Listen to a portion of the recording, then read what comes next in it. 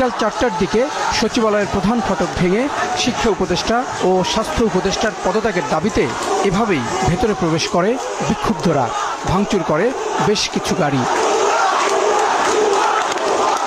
Police ও সেনাবাহিনী এ সময় হামলাকারীদের বাধা দেওয়ার চেষ্টা করে।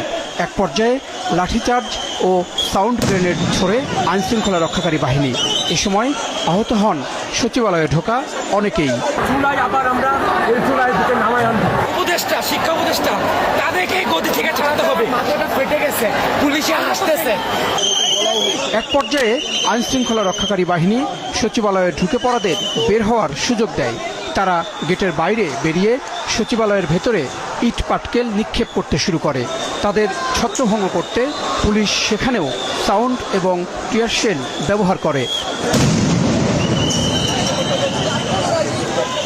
সরকারের সর্বোচ্চ প্রশাসনিক কেন্দ্রে এমন ঘটনায় শঙ্কিত কর্মকর্তা কর্মচারীরা।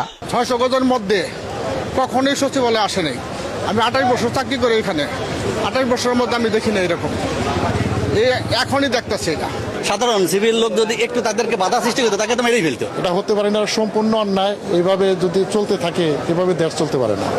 এর আগে দুপুর ২টা থেকে সচিবালয়ের প্রধান ফটকের সামনে তাদের দাবি আদায়ে বিক্ষোভ করছিল শিক্ষার্থীরা। সহনশীলতা দেখাতে যায় তো এই অবস্থা, সহনশীলতা দেখাতে হয়, কারণ আমরা তো সর্বোচ্চ পর্যায়ে ধৈর্য সীমা যখন অতিক্রম করে তখনই আমরা প্রতিহত করি, যখন আমাদের একটা আসে।